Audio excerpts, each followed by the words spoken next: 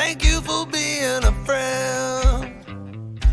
Travel down the road and back again. Your heart is true. You're a pal and a confidant.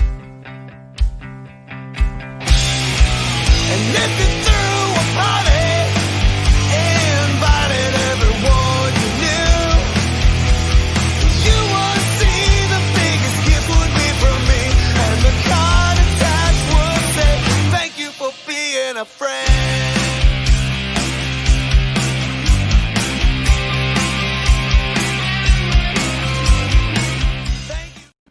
Hey everybody, welcome to Golden Guys. It is Tuesday. We are here. Let's just bring in the rest of the land of misfit toys. Nobody wants a Charlie in a box, but let's bring on the train with square wheels himself, Chad, right here. Yeah, you threw out a bat signal, said, hey, we're down a few. So I made a couple phone calls, and we got, the first one up, everybody's favorite. He's been on Mainframe. He's on Comic Art Fans. He was the lead guy on he started the merchants off over on Baltimore Comic Con, and that's none other than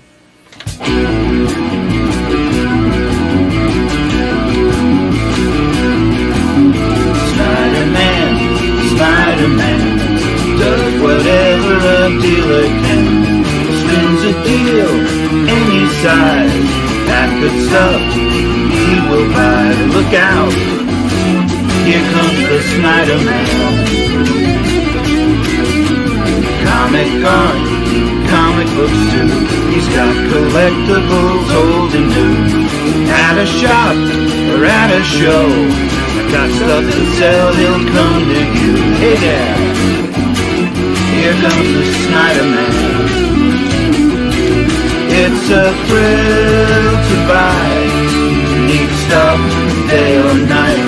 The expertise is high, and the price is just right.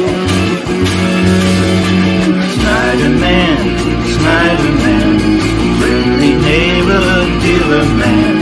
Got the art you're looking for, making you happy is his reward each day. You'll never know what sprang up, comics and art to hang up.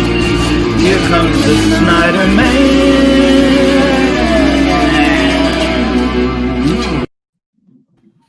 There he is. What's up, Anthony? How are you? I'm okay. I'm great. I'm good. I forgot to get you the short version of that intro. I made a short version. I like the long version. I was trying to make another. I was trying to slim it down. But guys, anytime you're on your at night and you're scrolling through and trying to find something to watch on YouTube or listen on iTunes or Spotify or any of those iTunes services, you got to grab a slice of pizza and listen to the best, and that's John Suntress from Word Balloon.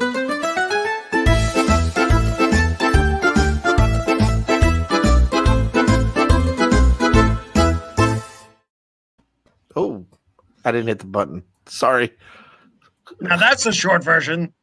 I know, but it didn't even let me. But there they are. What's up, John? How are you, What's up, boys? Good to see you. Great, good to see you, JD, Chad.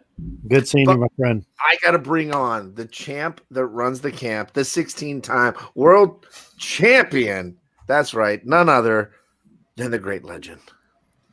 Look at him. He's in the witness protection program. Fans, the great legends here tonight. I'm glad to be here. We got John Suntress from wordballoon.com. Man, we got Anthony Snyder from Anthony's comicbookart.com. We got JD Comics, host of the Gold Guys. We got Chad, founder, Comic Core, Mainframe Comic Con. We got them all here tonight live on Golden Guys. And Sharon Snyder. I saw her too in the background. Great to see Miss Snyder in the house. Oh, there he is. Yeah, good stuff. We're going to have a fun show tonight. So I thought a very fitting night because, like, when JD said he hit me up and asked about if I'd reach out to John, and JD asked me, and I was like, "You got Anthony, you got John Suntress. Man, wonder what we could talk about. Like maybe boxing." So, did you check out that fight, Anthony? No, I missed it. I wanted to though.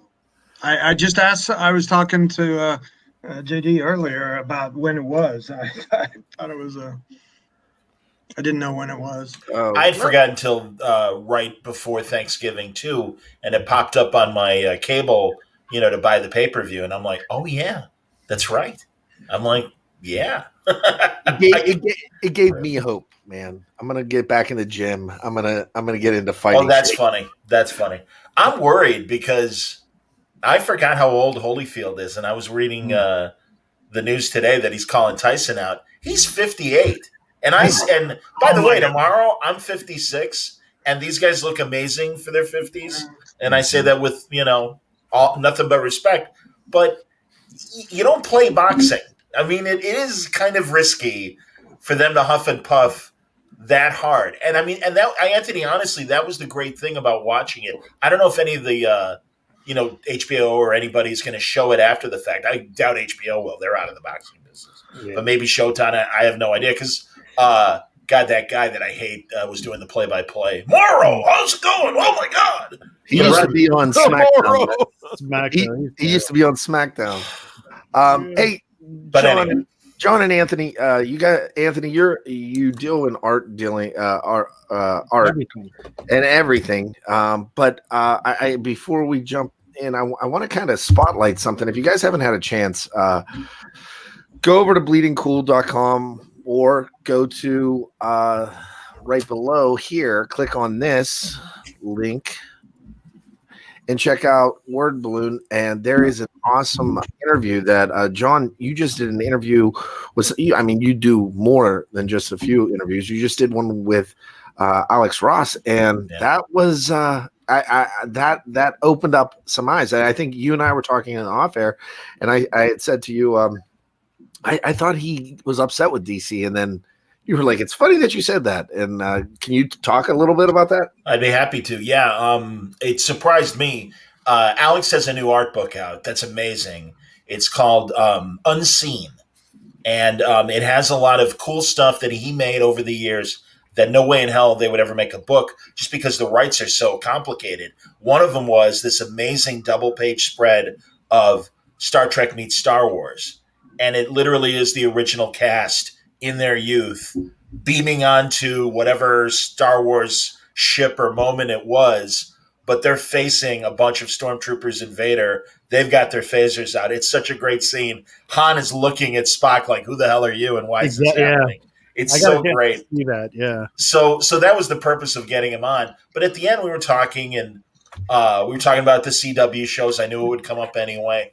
And I'm like, I was really happy for Brandon Routh with the Crisis crossover, because he kind of got to redeem himself for a so-so movie in Superman Returns.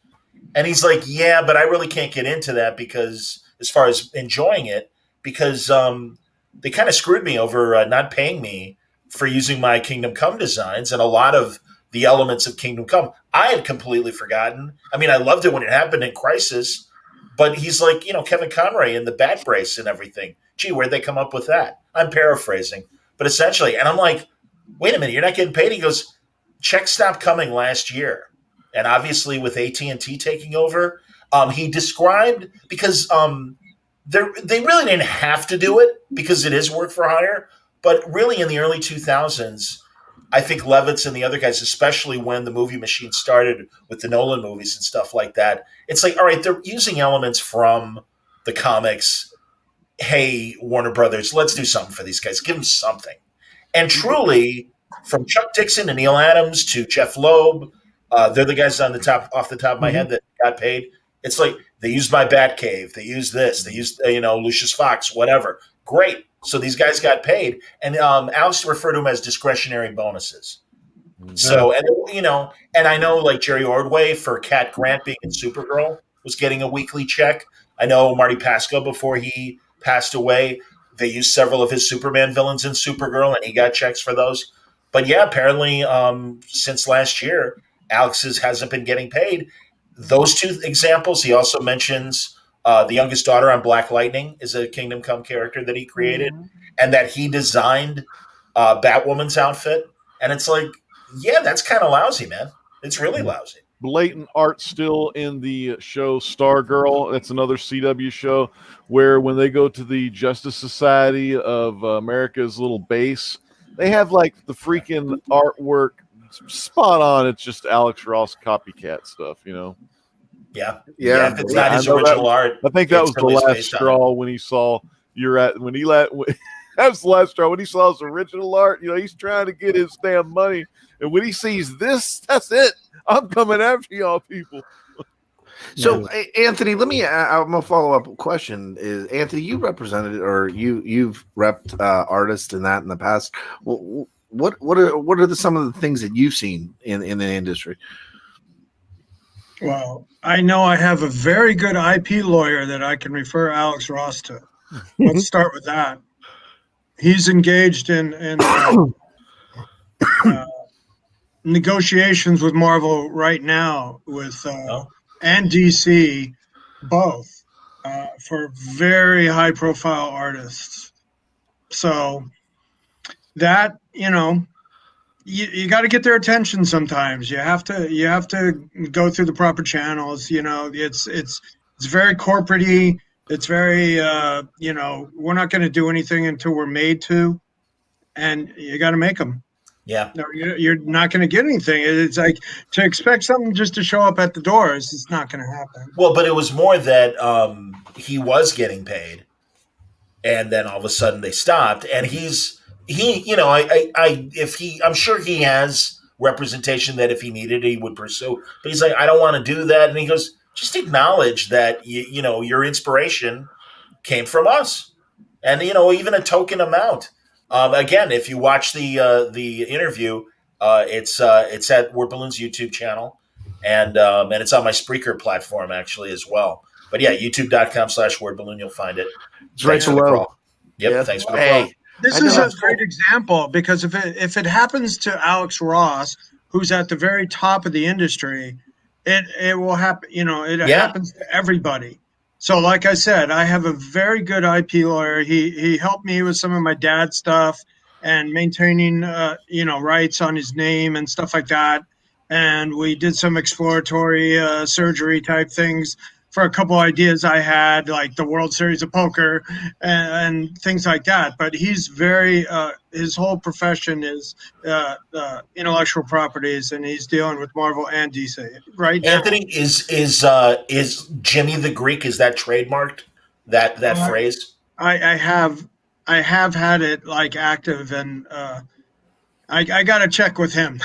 Got to make a phone call. Yeah, no, it's cool. We're up to date on it. Yeah. Sure.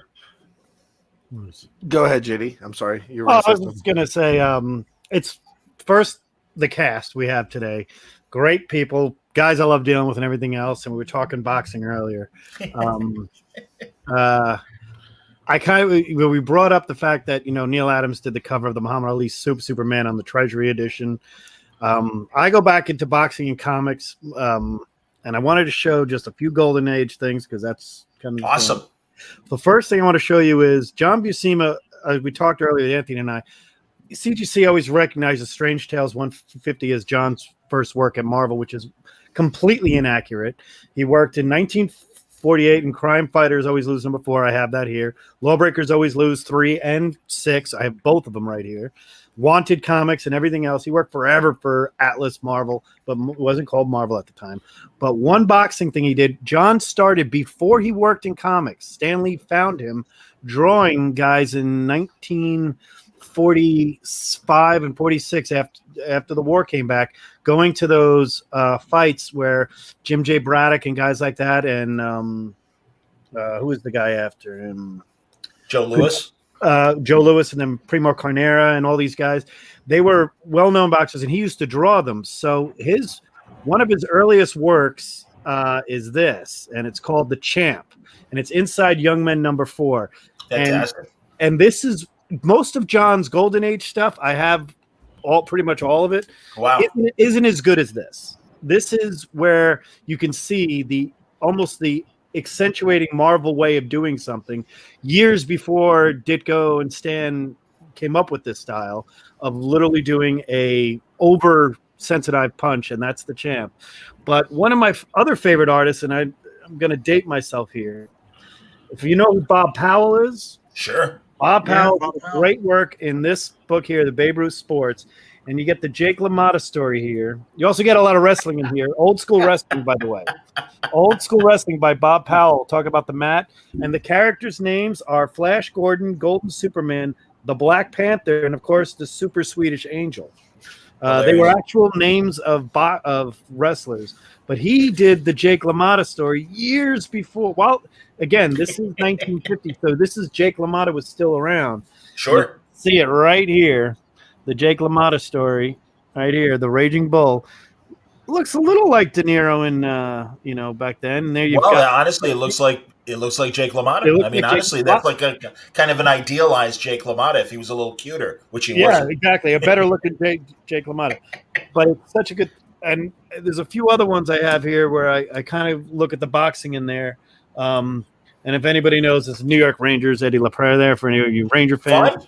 And CCNY is in here, but the boxing one. Oh, wow. Yeah, this is the year of the scandal. This is the book.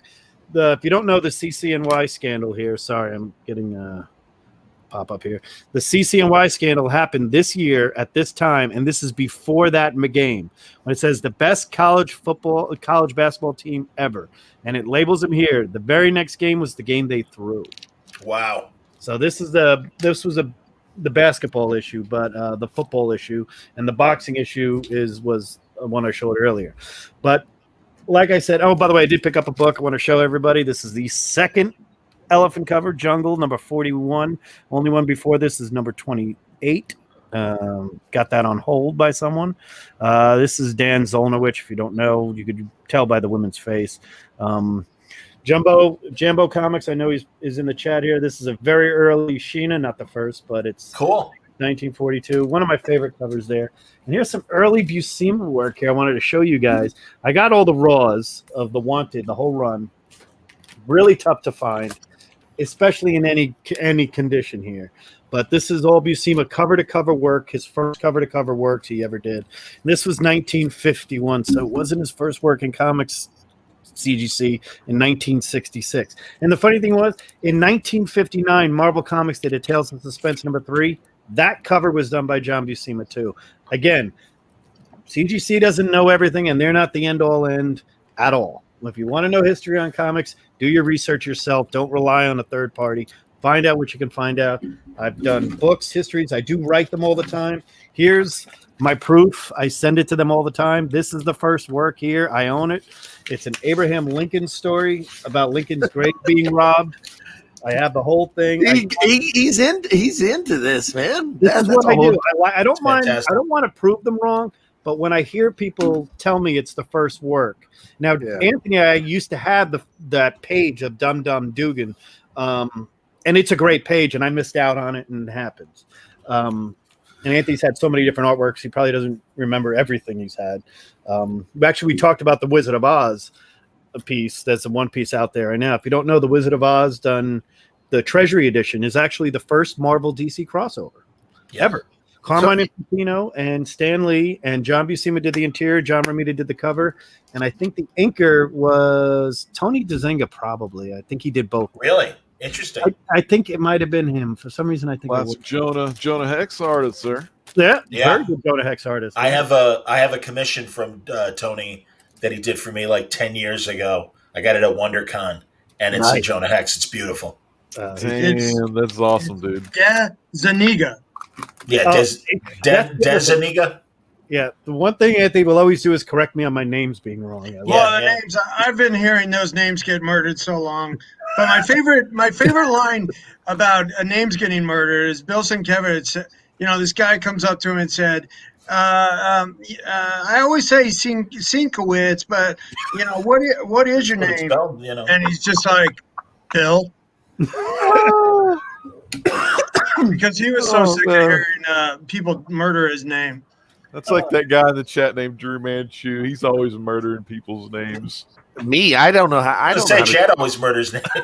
I don't even know. a You single are person. right. It's Oliver Coipel. Olivier Coipel? Yes. Okay. All right. All right. It's funny because when I ran into him in Kansas City with his handler who I've dealt with for a while, and I always I was like, is it Olivier Coipel or is it Oliver Coipel or how is it pronounced? And he goes, It's I don't. French. He goes, it's French, so it'd be Olivier, but he'll tell you it's Oliver. Coipel. Yep. Yeah. He pronounced it for me as Quapel. Oh, I was right. Look at that. Roy Thomas did the script. Stanley and Carmine Infantino. John Buscema and Tony DeZungia. Right? Desaniga. Desuniga. Yeah, Desuniga. And Ramita was the art director, and this is. Oh there. yeah. And I remember the ads for that where you Oh. could mail in for it and stuff. Yeah, So and what's I know Anthony. I has- actually have the Ramita prelim to the cover. Wow. Yeah, and I have my favorite moment of the whole movie page. I kept it because I've had a few pages from that. But where the Cowardly Lion is like they're outside the Wicked Witch's castle. Yeah, That's that, it. right that's here. that panel right there. That panel. Talk me out of it. Yeah. Yeah, that one. And this I just page- want one thing. Talk me out of it. I this mean, the page is- knowledge that's on this on this screen right now is insane, and I'm just sitting here in awe between John's knowledge. I mean, and Anthony, the two of you guys, and then throw in Legend and JD. Holy Nick! Now We this haven't page is even available talked right now about- on eBay. We haven't even talked about all the Mandela effects that are in the Wizard of Oz movie. Mm-hmm. Well, if you don't know about this comic, I recommend. I mean, this. It took me a while to find a good. Is that a Marvel print or No, Yeah, this it's is a the treasure. ori- Treasury? Okay. this is the original, right here. Yeah. The beginning is black and white. Well, it's really not black and white. Isn't that great? It's done blue. Yeah. And then they add the color once she lands it up, just like the movie. And there's a page that's on eBay right now that I've wife wants to know what I want for Christmas. And this is the first year in 3 years, Anthony, that my wife is not going to you to get my Christmas present. Oh, what's up with that? I don't Come know. on. man. I said Anthony's going to be on. She's like, oh, she's watching probably. I'll sell you the cover prelim. That's Ramita. It's good. Yeah. Yeah. I like prelims too. I do have Hey, a Ramita. cover prelims. Well, no, I always laugh it's Ramita, but I love Ramita. It's interesting. It's same size as that book, so it's like kind of oversized because Yeah. that was like a weird dimensions for the art that they had to do. You know, Yeah. and anytime that there, John Romita was the art director, and anytime that there was a pickup job, what we would say, he was always the first one to do it because that was extra money. Yeah. Sure. You know? Yeah. Now, Yeah. So- Anthony, you being an East Coaster and those guys being up there, I mean, you've been around for some time. Do you have any in this game and industry? Do you have anything that you would consider your holy grail Right now? you've kept? Well, so many of my grails I really literally sold to finance the business over the years. But the one that hurts most recently is the Spidey 59 cover. Oh. Yeah, that's still an open wound. I kind of So- think your Carl Barks is pretty amazing though. I have a 3 or 4 Carl Barks, Yeah. line arts to the covers. And again, what people don't understand is those pencil line arts is the only art that exists because they would make acetate and then have it painted. So they made it the same way as a cell in that production process, which was a more expensive process. But Dell would do that. So those Carl Barks, you think, oh, it's a cover prelim, but it's actually not. That's the only art that exists. That's amazing. I love how those companies did production different ways, and that Dell being on the West Coast and tapping so many animated artists and stuff really were kind of in the animation mode when they'd make their comics, and they were beautiful. Nice. Yeah. And Go ahead. I was going to say, John actually is going to be leaving us in About a few 15 minutes. Yep. Yeah. So I kind of wanted to ask I'll him. stay 20. I'll stay till 10. Till. I just wanted to ask, really, I wanted to dive into John, so boxing, you and I connected on that aspect and we've had our conversations, but how did you get into comics? Oh God, that's how I learned how to read. 4 years old, man. Going to my dad's barber, Vince, down the street from his pizzeria. It's very ironic that you made the pizzeria bumper for me. But yeah, man. I mean, no, I remember distinctly as a little kid seeing, if not 12-cent, 15-cent comics, but I remember seeing early Deadman, Infantino and Neil Adams Deadman stories, and Infantino Flash stories. I remember that one Flash cover where his uniform's in tatters. I didn't get to Marvel until I started buying my own comics. And I would walk down to the drugstore that had a spinner rack, and I had a 50-cent allowance. And these are the days of 20-cent comics when I started buying my own books. And yeah, man, that was like, okay, great. I could buy 2 books a week. And it was fantastic. And yeah, so no, I was, and also I believe when I was a little kid, Toys R Us in Chicago was called Bargain Town before it became Toys R Us. I remember the Bargain Town. Yeah. Okay. And they had, Clayton Moore came and did like a store appearance. So I met the Lone Ranger when I was like 5 years old. Freaking Moore, oh my God. Yeah, and I'm convinced that's why I'm still such a superhero fan, because I met a real superhero. Because he really was like totally, he didn't have the mask, but you knew it was him, and that voice, hello, friend. And you're just like, holy shit, it's the Lone Ranger, man. You're talking legends. I mean, Ledge, you got a guy here. Not only does he like Dark Shadows, now he's a Lone Ranger fan. I do like Come on. And he said that one of the best interviews was the great legends. Fred Williamson. Fred The Williamson. Hammer, absolutely. No, man, you had him. You had a great, that was a wonderful conversation, man. No, I'm pleased to have thrown it up on Word Balloon because it was great. And yeah, man, you knew what you were talking about. You did a hell of a job.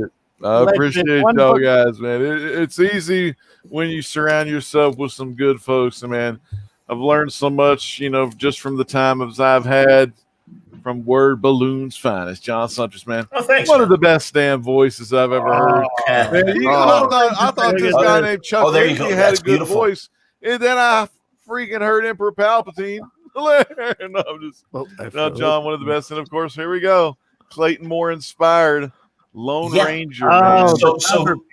Yeah, who made that, Anthony? Who drew that? That's a Greg Theakson painting for the Russ Heath newspaper. Reprint book. Oh my God, beautiful. Yeah. Trivia question time, guys. Amazing. What is the mask of the Lone Ranger made out of? John? Buffalo pie. The vest of his dead brother. Oh, that's right. Yep. I used to. I totally would have got it. Available? Ledge, do you have your Wiz 2 available to show Anthony? Because we were talking about this book. One thing I wanted to bring up, I promised everybody we'd go over it, but I'll say it right now. John Suntress, I don't know if you knew this. How about that? Marvel Family #2. Well, that's that. We talked about that. Oh, that's beautiful, man. Is that the first Uncle Shazam? I wish Aunt it was. Shazam? Uncle Dudley? Nephew Shazam? I was gonna say, or is that the lieutenants too on the cover? It's just a classic cover. It just has it stores the lieutenants in there, Freddie Freeman, Old Mary, and Uncle's in the Who's background. the redheaded one? That's one of the Lieutenant Marvels.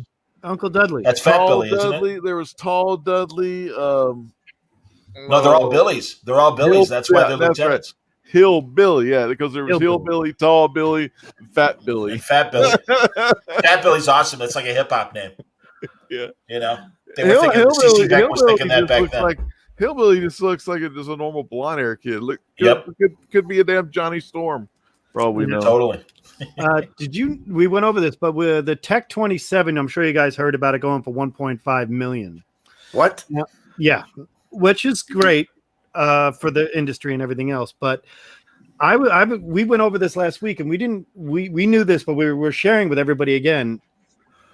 Wiz 2 was the higher priced book up until the Tim Burton movies, and not even close. In 1980, the Overstreet Guide had the Tech 27 at back then they didn't call it near mint, they just had very fine. They had it done a little differently.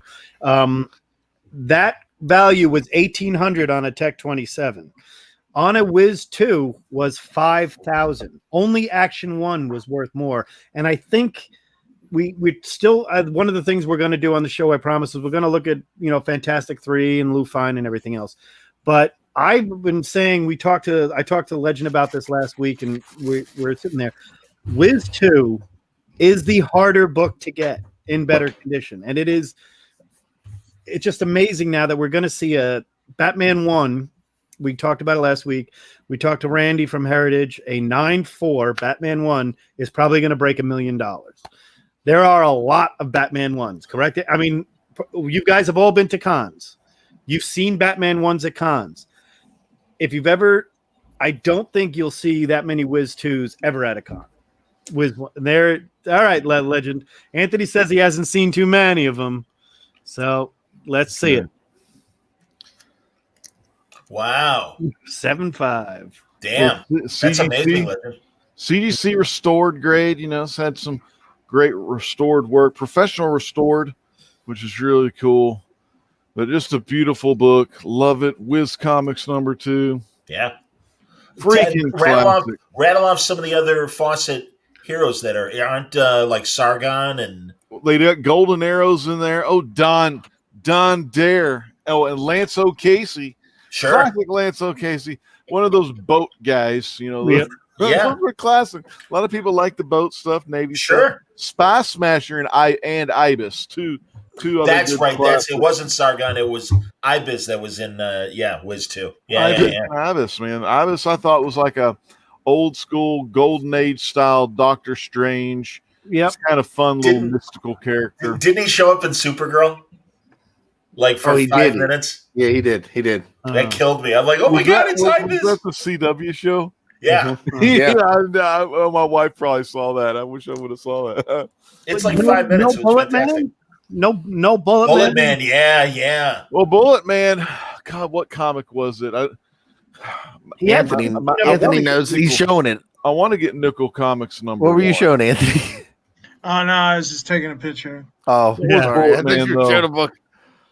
But JD's right when he was saying before that, and I think some of these calls of when an artist first appeared, I think they're done with the best intentions. But no, they don't have all the answers, and it's important to get the record straight. And I'm a real asshole when it comes to other podcasts who think they know comic history, and it really gets me angry that they I've talked about that, not to name drop, but really I would talk to Chaikin about this. It's like these guys would treat these guys like they were the Keebler elves in a tree, and not just hardworking guys that were making deadline art and like sweating bullets to make they were great. I mean, Lou Fine's a genius. All these guys are genius. Fantastic 3, yeah. But again, Yeah, I just got some Lou Fine art in. Really? Actually, the Boy's Life, how to Nice. Yep. treat a wound and how to save a kid from drowning and things like Wow. that. Those were Instructional pages. But were those- and actually, one of them was Neil Adams. When he was like sure, a teenager still. breaking But in, yeah, and he was like, you could see maybe he was kind of influenced by that just the craftsmanship that Lou.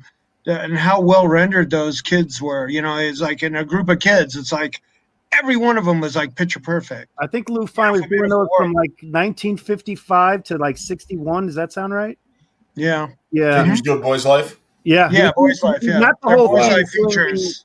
He would Yeah. do that. He would do like the metal awards. I mean, what Anthony, that's hard to find because Lou Fine artwork is extremely, and we're big fans of it. Obviously Fantastic 3 is on all of our lists as one of the holy grails of the golden age. We don't necessarily just have to have superheroes. We have, up there. Sure.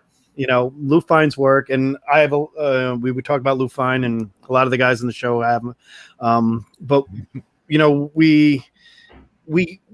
really get to. You hear so much about Neil and everybody else modern now. We don't have any more golden guys left. I think Alan Bellman, and I'll throw Joe Sinnott in there when he passed. That's it. I mean, Mark Evanier, would have those panels at San Diego, Golden Age panels and Silver Age panels, and he even said he's like, they're either too old to travel or they are frankly dying off, and so now it's Bronze Age. That's That's Which as early as his panels go. And I remember talking to Howard Chaykin, and he's a huge Gil Kane fan. Can't blame him. Sure. I actually say my favorite Gil Kane work, kind of shocks everybody when I say this, is the World's Finest, when he brings in Adam Strange. Oh, I cool. love the way he did that stuff. It was just different for me from a DC. It was a different DC completely. It almost looked Marvel-y. It was Gil Kane, and there's this kind of symmetry. Like my first comic book ever was Star Wars 1. It was a gift. Okay. Got it in 77. I still have it. It's the only, I got it slabbed, and I know Howard hates the fact I told him I got it slabbed. I said, listen, I know it's only a 6.0, but I read the thing cover to cover, and I tell him about it, and he hates that book. I know he does. But and I love Howard. You know, Chad and I, Chad's been on the phone with me with Howard. All he does is rip it. It's fun. And He's the best. But when he mentioned Gil Kane, and we talked about Wally Wood, and well, he's more tragic. Good, whatever. Oh God, yeah. And we talked about Wallace Wood. He called him Wallace. He said Wally was a Stanley thing, but I think he went. But I kind of think Wally Wood during Weird Science, and everything he signed was just wood. So Yeah. I love Cannon. Yeah, that military comic. Yes, 1968, 1969, phenomenal work. Definitely completely inappropriate for today's audiences. Yeah. But that's okay. You got to put it in context, and it was made for horny soldiers. I mean, that's all right. Exactly. Cannon, Drew. And then he did Gangbangs 1 through 3, which if you don't. I don't the know. goal is to get. I have my buddy's got a Gangbang 3 who's watching right now, and we want to have CGC slab it just because they'd have to go through every page and be like, "What the fuck is this stuff?" Because it's known for having a certain Disney scene happen, Mm-hmm. and it's I Snow White with the 7. Oh my. Yep. Hey JD, what was the book that you and I found in that antique place in Pittsburgh that was a war book that Kirby wrote? It wasn't by any publisher that you and I even knew. No, it wasn't a Charlton book. It was Battle. I sent it to you, didn't I? Yeah, I have it, and it's in Mylar over there in the back. What was the name of his publisher that did all the romance comics?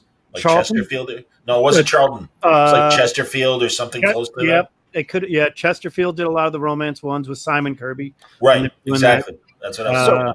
You guys are talking the golden age artists and creators, and then there's the silver age. Who do you think now, say hence 50 years from now, are going to be the ones that people are going to be chasing? Darwin Cook. Definitely. Yeah. I'm throwing my 5 out here of modern.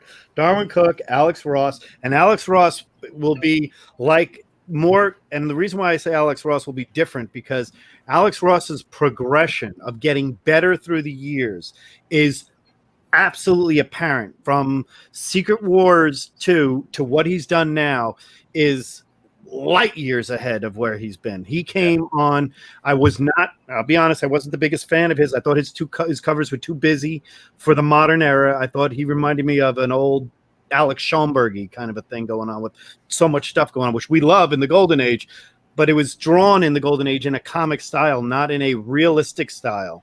Alex then took it now to whatever Alex Ross puts out, I'm in. Okay. I'm going to throw 2 guys that Assad Ribic is the most unique. Yay! Yeah, I like so. he is the most. That's one of unique. Anthony's guys. You And can see it That on is the my YouTube guy. channel. I mean, he's the guy I make the money with. He Yep. has been since Silver Surfer in Thy Name, through God of Thunder, through everything he's done, whether it be pencils, watercolor, anything. It's instantly recognizable to where where us Golden Age guys say that's a Russ Heath, that's a Bill Everett, that's there. You can look at his work and say that's an Assad Ribic right there, and that's absolutely the case. A lot of the other ones all kind of look alike. A lot of the ones because of what happened. There are some other ones I throw in there that are modern writers. I'm not including Neil or anybody else because they're their own. I'm gonna jump over to John before he has to go, man. Yep. I'm trying to think of who else. Gelato. Because I agree with Yeah, but I agree. I agree with JD when it comes to Alex, and certainly, like I said, Darwin right away. Um, yeah, I can only think of two right now that really I think have. I mean, and especially poor Darwin. I'm looking forward to that the next Martini volume of his IDW Parker Yep, stuff. IDW work. Yeah. Yeah, I'm really looking forward to that. Oh, Sean Phillips, of course. Yep. I think you got to. I think you got to put him in there. Criminal. Uh, Yeah. What's I'm gonna- Anthony sneaking up there for us? I'm sliding down to Anthony. I'll put him on the big screen. What's this one, man? Anybody guess who did that? No. Is that readable? Probably not. No. Who is it? It's a Lou Fine painting. Oh, that's wow. Oh. Wow. God. You know, I don't know how often if you guys have been to San Diego, but there's one booth that you That is go awesome. inside and it's nothing but beautiful paintings like that were covers or spot illustrations inside the men's adventure magazines and stuff. Great And- stuff. Oh, it's such a pleasure to just literally, and it's not a well-traveled booth where like a million nerds trying to get a Wolverine thing. Nothing wrong with that. Don't get me wrong, but it's such a pleasure going there. And oh my god, man, if I had money to burn, I would just like give me the whole lot because Yeah. it's just gorgeous stuff. I mean, like, I have my a little original like Robert McGinnis stuff, things like that. Yeah. Those guys. I know Or- those guys. They used to be set up right next to me, but they moved over to the other side. What's her name? Yeah, I don't remember the name. I'm on their mailing list. But it's more of the painted illustration stuff that they Totally. they specialize Are in. they the ones with the Virgil Finlay covers? They had a few of them, and Norm Saunders stuff. Yeah, yep. And That's Gil the thing, yeah. Evgren. Yep. Yeah, those are the Wow. stuff that's. I think they're due for their pop. Virgil Finlay and Norm Saunders, Norm Saunders was amazing. absolutely, and honestly, Steranko pulp covers. Got to be throw them up there. Oh yeah. But I'm going to ask Legend this one because you read a lot of the modern stuff like I do. All right, forgive me, guys. I got a bolt. All right, hey I'm everybody, so sorry, check guys. out- Please, we'll do it again because I'll hit me up Definitely. earlier in the day and I'll make sure not to schedule anything. No Hey, worries. if you Thanks guys for- haven't, Care, check man. out Word Balloon, and thank you so much, John. I'll see you, man. All right.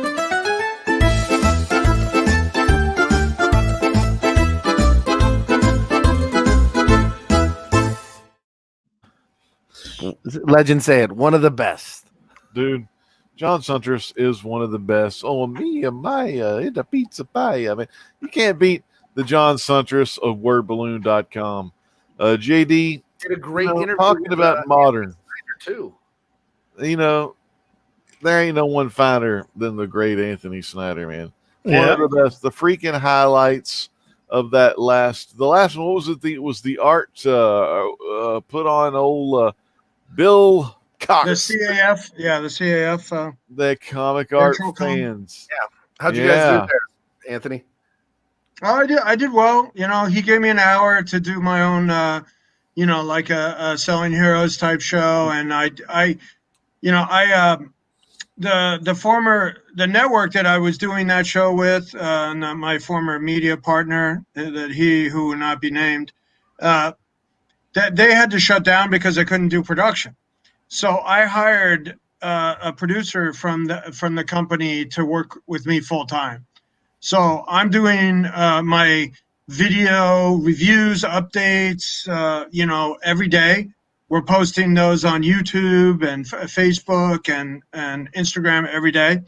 And the difference is that we can be on our feet and shoot a show and do it for an hour like that in a warehouse, and not be confined to the StreamYard model. And that's what I like doing on opportunities like that.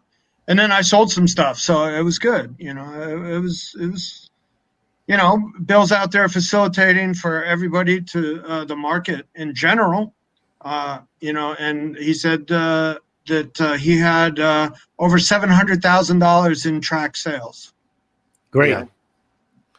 And honestly, he called me last minute and asked me to help him out a little bit. And I didn't even know it was that weekend. I mean, I know he's planning on doing another one in May, right? Yeah, every 6 months. Yeah. So the next one is in May, and if you guys haven't checked that out, check out CAF, Comic Art Fans, and it's one of the best. Or just hit up Anthony; he'll get it for you. Anthony Snyder. Yeah, stick with the professional seller. Yeah. And I'm going to go ahead and put Anthony's logo down on the bottom here. I mean, his A couple of the boxing things that I wanted to mention. When you brought up the, I'm sorry, Suntrist had to go because there's a few connections I have with that boxing thing, because I have had a running feud with Neil Adams about how my dad is not on that cover. I was gonna say He made the line for that fight, and he was at that fight. He didn't cover it for media, because media was very narrow then. There was like, two guys. It wasn't like today where you have a pregame show, and like for football or whatever, where you have 15 guys picking games, and 3 girls. But must I digress? Whatever that suggestion is. So now, can I get a line on tomorrow's game? Now, we've talked about this. I know I'm not going to. Don't bet your home team. There you go. Hey, how about my Giants? Yes. Oh my God, my first place Giants. I got my Giants stuff around. I got my Giants Christmas bobblehead up here, ready for the season. I have where are my Super Bowl signed tickets? helmets over there. Huge. Poor Where are my legend. Super Bowl tickets. Poor Legends team didn't even have a quarterback on Sunday. I the got great my pair of John teeth right there. I got my pair of teeth. Honey, where's your Not merino always stuff? teeth, man. The best looking teeth in the game. Man looks like a horse. He's got the best. I have a story, a John Elway story. My dad was the Giants Denver Super Bowl, so my dad was working that one, and I had an all access press pass around my neck. And I don't know what year was that? Was that 1987, January 21st. 87? Yep, 42 points Giants put up. Yeah. So I'm down on the field, just like hanging out, and there's this mountain, like Elway was what, 6'5", and then in cleats, 6'5", right? Yeah. And in cleats and helmet, he's like 6'9", 6'10" of man, and they were the old time shoulder pads, and then so I'm standing right next to him watching him warm up on the sidelines when security kicked me out. Oh, It's man. like, what are you doing here? What are you doing here? Don't call Elway, That's in the man. Greek sign. Don't kick me Other out. man. called him Mule. I got a chance to meet Mark Bavara right after that Super Bowl. Several Oh, He lived in Chatham, New Jersey, and my sister moved there. And I used to go all the time, be like there. I have some old pictures, like from the disposable camera with Mark Bavara. It's my favorite. And then McConkey. Yeah. I mean, that whole Giant team. But then the one that beat the Patriots, I was at the game in Glendale, Arizona, in Vegas. You like this, Anthony? I'm at Hooters. National Airlines flew us to the game, and we were with Bud Light, and they were doing the Playboy issue for the Super Bowl. And my buddy worked for Budweiser, so we had to drink Bud, whatever. We drank the whole time there. We get to the game. We have to leave before the final drive, and I never got to see the final drive because we had to take the flight back to Vegas right away to get back there. And I'm like, and I'm with a Patriots fan who's like this, and we're sitting there like, we can't leave. We have to sit here. So we're just sitting there begging the flight people to just wait for us to watch the game. They're like, no, we're leaving. So this is way pre-smartphone. mhm. We're there, and we're literally driving around, and a guy's got the antenna phone like this, Oh, yeah. trying to get the signal from Arizona, from the airfield, which I don't even an airport, it's an airfield. And we fly on National Airlines back to Vegas to go back to the Hooters casino where the Hooters girls were doing their thing. I had the money line, the Giants. I had everything on the Giants. I don't remember the rest of that weekend. I could say I'm alive. I made it through that weekend just fine. Mhm. I don't remember a lot. I had a lot of extra cash on me, which shouldn't have happened to me in Vegas at that time. But it was But a if lot. you Of guys fun. didn't know this, I don't know if JD or Legend knows this, but Anthony is a hooper. Yeah. Played basketball. Is he frozen? Did he freeze? Yeah. Did Legend freeze? No. man, I'm living the dream, man. Damn. So just to let you know, some other people that Chad that you brought up that we wanted to shout out for there. Tradmore, absolutely great call. I thought that was great. Somebody mentioned Michael Turner. Oh, there he is. He's back. Ricky. Yep. Philip Anthony, Tan you there? Yeah, I'm here. I said earlier, I said nobody knows this, but you're the hooper. And a basketballer. You played hoops. Basketball. Yeah. You want me to tell my basketball story? Yeah, man. yeah. I was trying to set you up. Yeah, man. Well, I was obsessed. I was into comics until 8th grade, and then I got involved with team sports, and I played basketball and football, through high school, and I was obsessed athletically. And there was one thing, nobody outworked me as far as sports. I mean, I worked my ass off with sports, and I went to all the camps. I went to my favorite basketball story might be, I have a Larry Bird story, I have a Michael Jordan story, I have a Lawrence Taylor basketball story, because I used to go over to Carolina and play basketball with like Michael Jordan and the other Carolina players, and Lawrence Taylor was always in that game, and I used to always check Lawrence Taylor because we were about the same height, and he used to throw people around on the ground. And there was one game where I was on I was on James Worthy's team, and Michael Jordan was on the other team. They had to be separated, and I was checking Lawrence Taylor, and he hit the court twice, and I only got slammed once, and my team won. So that's my basketball story above Lawrence Taylor, because I played football, and I could guard him like a football player because I played defense and offense, and I was only 180 pounds, maybe 175 at 6'2", 6'3", and he was a barrel-chested fucking Superman. He used to tear the rims off at this Woolen gym. So my other basketball story is that I went to the Duke basketball camp because my dad had a house in Durham, and Coach K had just started there. And Coach K called me in his office because the football coach was interested in me playing football at Duke. And he was a little-known guy that had been Heisman Trophy winner, and he played with Florida Gators, and it was Steve Spurrier's first job. Yep. So he was the offensive coordinator there, and he recruited me and offered me a scholarship to play football at Duke. And I went to Duke basketball, and Coach K said, "Hey, come on in, and with the football program, and you can play JV basketball." And this was Coach K, and I was a horrible student and was academically not Duke material, and they wouldn't let me in. So that's my biggest regret in sports, is that I had a chance to play for Steve Spurrier and Coach K before they became the old ball coach and the greatest basketball coach to ever live. So that's a huge regret. But I did play Division II, and until I cracked a vertebrae in my neck playing football, and got stress fractures in my feet, and just kind of, I didn't show up for my junior year. So that was that. But then you fell back into comics. Yeah, well, I got involved with the restaurant business. I wanted to be a chef and open my own restaurant. And that was pretty much carried me through the 80s, because I came out of high school in 82.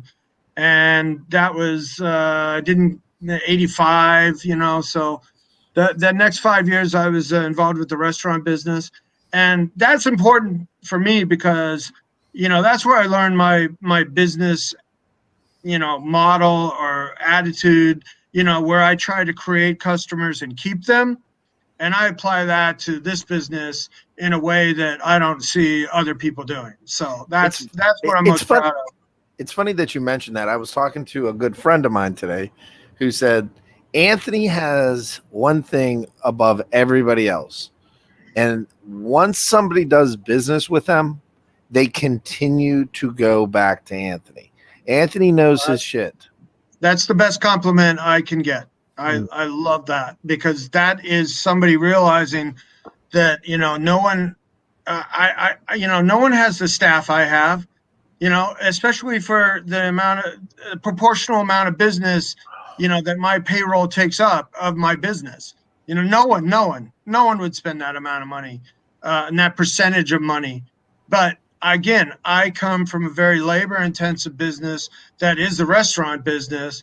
And I came from the back of, being a chef and responsible for that product and team building in the same way that I had to build that, the kitchen staff as a team that would work together, and it was very much like sports, when you're doing service, and have to do 100 covers within, that, it was fine dining, white tablecloth, I was a saucier chef.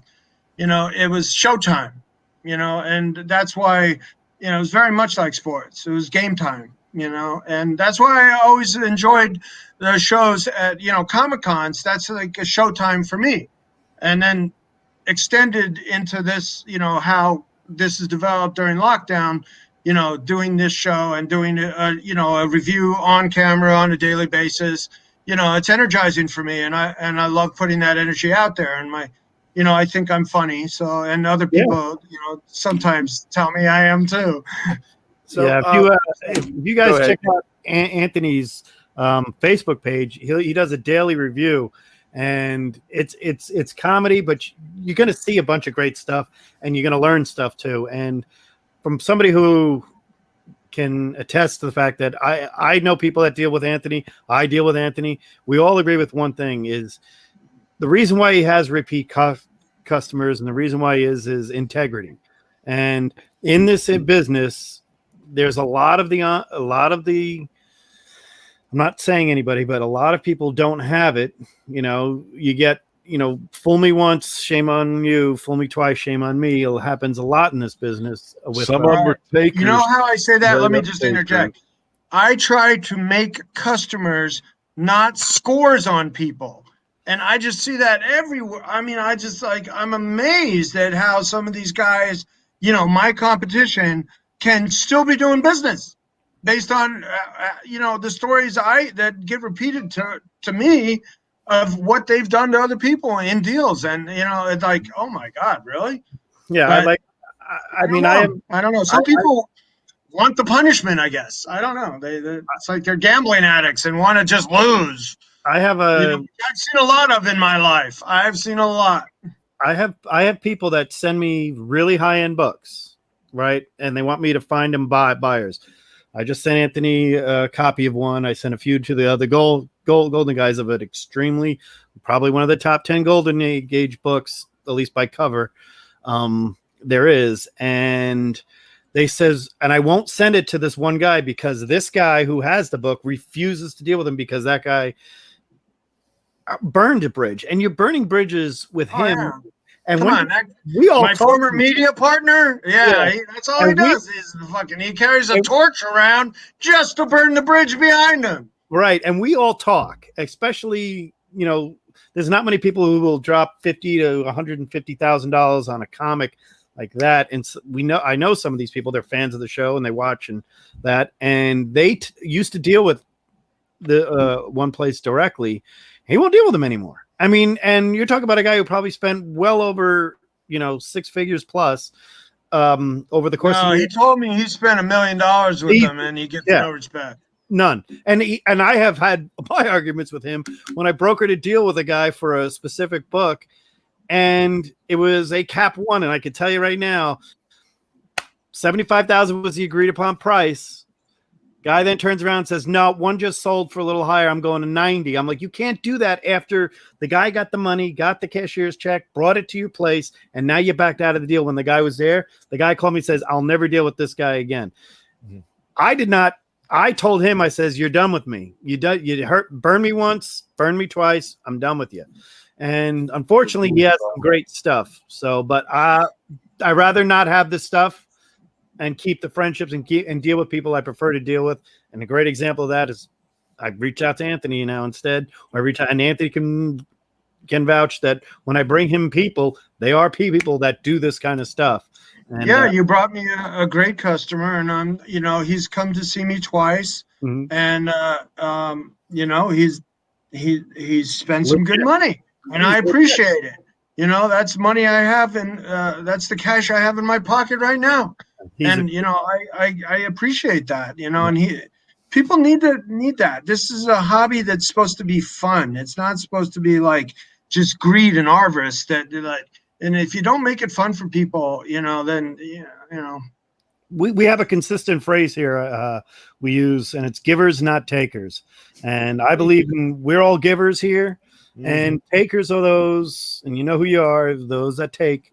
You don't last long, and while you might be on your high horse for a little while, in the long run, you're killing yourself. Well, we don't really deal with you anymore, so you're irrelevant. You're completely irrelevant. So yeah, basically what he's trying to say is those people are just fucked. Yeah, because if you want to see, you can just give it a little months. Yeah, people have already called me about pulling books away from there and sending it to another place to do consignments. Oh my goodness! I've made contacts with that other consignment house. And, yeah, sure. You got any other consignments in that price range? I'll help you out. Yeah, exactly. I mean, I have books that we get calls. I mean, each of us in the Golden Guys, we get messages that say, "Hey, I've got this book. Can you find me somebody?" I'm saying, "Give me a week and see what I can find," and I'll make my calls around. And you never know. I've had people say, "Does this guy want to do suitcase or not?" Which means cash out the window in about money. And I've had people meet in parking lots and exchange knapsacks of money for Tech 31s and stuff like that. I mean, the Cap 1, Cap 3. Recently, that was the last. I did that Wiz 1 about 18 months ago. It was a 5.5. That was the biggest Blue Label 5.5 6-figure book. And we turned down from the other guy. Absolutely, the other guy wasn't even mentioned. But that's what happens now. Back to with Anthony's integrity and everything else like that. One of the things that Anthony is also what I like dealing with Anthony is the same reason a lot of you guys watch the show is you learn something every time. And since we've had Anthony on, some of the comments we've gotten is, "Wow, you guys completed almost with everybody you've had on the show. You've kind of completed the full knowledge base. You've got, we each have our own thing. DS, myself, and Knights, Legend." Guru comics and up, yep, great stuff. And then we added Anthony to add, and some of us are art collectors and stuff like that, so where we could talk to Anthony. But Anthony also has I buy comics from Anthony at times too, because sometimes he does that 3-buy 3, get some percentage off. It's always great. And if you ever notice Anthony's books, he grades his books fairly. That's art. He grades it pretty strict, and I like that because he's like me. I won't take a flab as much as I take an honest opinion. I pride myself in my grading, and I actually keep 4 guys working on a daily basis with my own grading. So that's at least an hour or 2 a day are spent grading comic books. Mm-hmm. Because I got into comic books to diversify my business and to grow my business. Because I mean, if I was only doing artwork, I'd still just be using my 3rd floor in my house, with my inventory up there. I wouldn't be in 10,000 square feet, with 15 employees. Mm-hmm. And it's because I mean it's comics that walk in every day. It's comics that that get 75 to 100 orders a day. Packages wise. Mhm. I mean, my guy sends me a report every day, and like, what did we do here? 115 packages. And then my other guy tells me what percentage of that was art and comics and stuff like that. So, he breaks it down for me every day in that respect. Another thing is your shipping. Your shipping is fast and extremely fast to where I think I ordered something on a Tuesday from you and I got it on Saturday. And if you don't know, I have one of Anthony's packing things here. He sends it. It's reasonable. I mean, it's not just reasonably priced. It's you're not making a dime on you're actually losing on the shipping, I think. Oh, I lose money on a daily on shipping. Yes. Because I tell people this size from Anthony. I'm not going to show the piece because it's behind over there, but something came this size and he threw in a Magnus robot, which I love, Eddie Valiant there. And I keep it all here just to show people with his card, with the Mary Marvel Marching Society, which is my favorite thing. And his, there from the desk. You get all this stuff, and I don't know what piece was in here, to be honest with you. Well, whatever it was. Well, it was the Ribic Commission. Yeah, it was the Ribic Commission. Oh, it was Ribic Commission. That's commission you got from me. Yeah, because that was an oversized piece. That who else is going to put that thing in a $10 top loader? Yeah, it was in a top. I mean, I always get nervous. It didn't come rolled, and I'm like, God, I hope it doesn't come rolled. And it came in like that. And the other pieces, the Wrightson piece or the Jerkovich, actually the Jerkovich piece I bought in hand from you, but you gave me a top loader for it right there. You said put it in a top loader, and you had a guy over there. You sent somebody over to the dealer's table to get to the prop guy, and you got it right there. But if you want to see that Ribic piece, it sits right. My wife put the vacuums there because it's a sign. So cool. Yep, and that's right up there. Yeah. Yep. He's holding up that whole wall. It does. It's big. It was a lot bigger. It's my wife's favorite piece. So she even wants to. I could put that in the living room now. I got a book a while back because it reminds the women's of the Hemsworth. Yeah, that they all love and adore. I got that Our Army at War 83 from you, Anthony, and I haven't. I got it from my dad. I haven't given it to him yet. They moved into a new house, and I just need to get it sent safe and sound. But dude, the first Sergeant Rock, that's just a cool book to freaking have. And I know he's going to be excited being that's one of his favorite comic book characters he read as a teen. Nice. I appreciate that. Well, enough about me. Yeah. Now I have a question that kind of going on what Chad went on about the modern guys and with the Golden Age guys. Sure. We kind of have the progression. Let's start with the Lou Fines and the Will Eisners led to your Zolnowiches, your Kamens, your Kirby, Simon, in the Golden Age, into your Frazettas, into your Wrightson, Bronze Age, Neil Adams, Wrightson, Gene Colan, maybe Dick Ayers. I think Dick Ayers is great. Did a lot of those great Westerns if you're into that. Did some great interiors on Strange Tales. I just read Strange Tales. I want to say it was 103. Or maybe 102 last night. At 103, Ditko in there too. Namor and Human Torch story, but Ditko as well. Dick Ayers, a lot of good stuff. There's a comment in the chat because Legends and he's dressed in all black like Johnny Cash, and it says black floating head episode because all you can see is your head. Is that Kachun?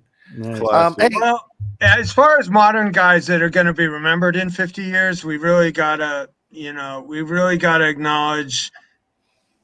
Maybe, it's actually, it's kind of hard for me because I wouldn't say that I'm a fan, but I mean, with a Jim Lee cover selling for $300,000, and I said on that.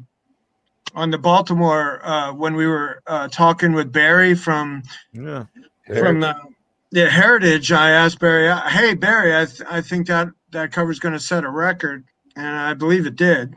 Mm-hmm. As far as the open sale, an open track sale for a Jim Lee cover.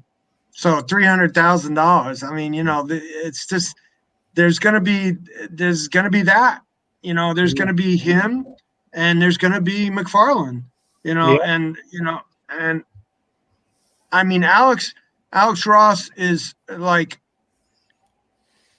a spearhead of the aesthetic that is of the past 20 years. I mean, there's no doubt about that.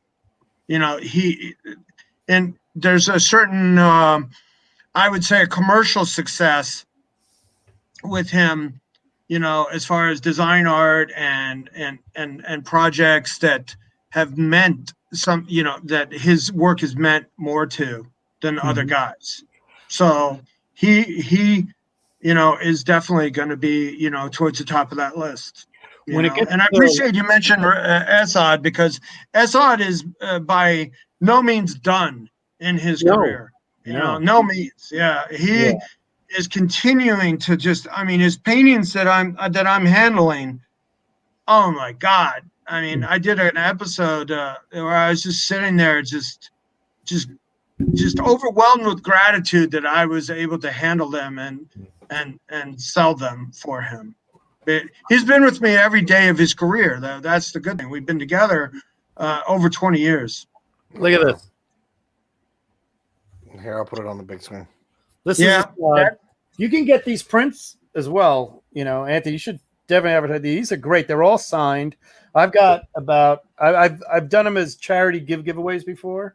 Oh yeah, cool. Yeah, let me know if you need some more. No, I did send you some. Yeah, you sent me some great ones. I think that guy? That's Drew Manchu. Somebody needs to send me some things. I think I think his name is Bill. Is it Bill John? No. Drew Manchu.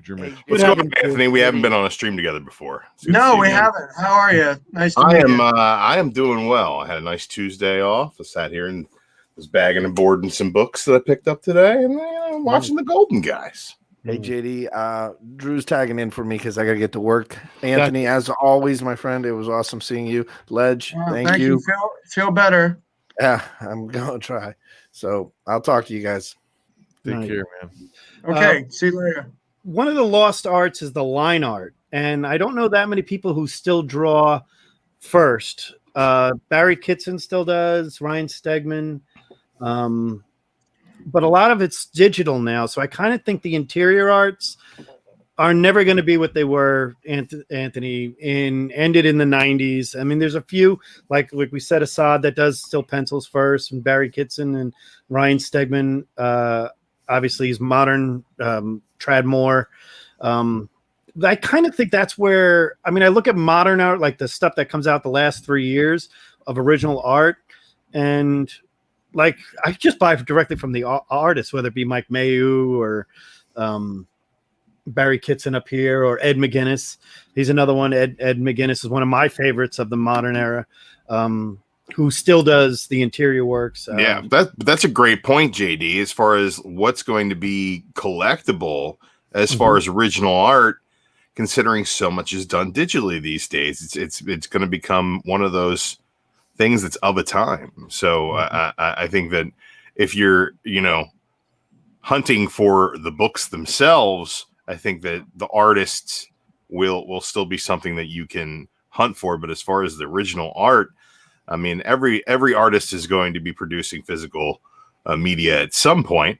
So we can always look for their paintings and the things from their collections. But as far as the comics themselves, the actual pages, we're going to move to an era where that's no longer something you can actually collect. Yeah, the days of 11 by 17 original art are gone to almost 8 by 10 or 9 by 12. I'm looking at 3 pieces from the last 3 years, and I got that and the actual page in one 11 by 17 frame. Meanwhile, I've got a 17 by 22 piece of double page spread from 5-6 years before that, So just how it's changed. I'd like to chime in with the digital thing, because that definitely greatly affected me and my livelihood. I was repping Alex Malev when he decided. He was like the first guy. He was the first guy to go all digital, and he decided to do that on his Malev, Bendis Daredevil run. And now, we're looking back at this, 20 years later, and I'm like, oh, this is like a historic. This is historic, but classic It's a seminal run, yeah.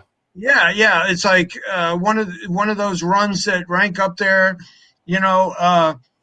with the character, and none of it exists. No. None of that art exists. And Right. I was telling the guy, dude, at least do your covers. It takes too long. Yeah. Because he's Bulgarian, and it's like, I can do a book in 10 days. If I draw it, it takes all month. And I'm like, dude, what about your revenue stream with this Right. stuff?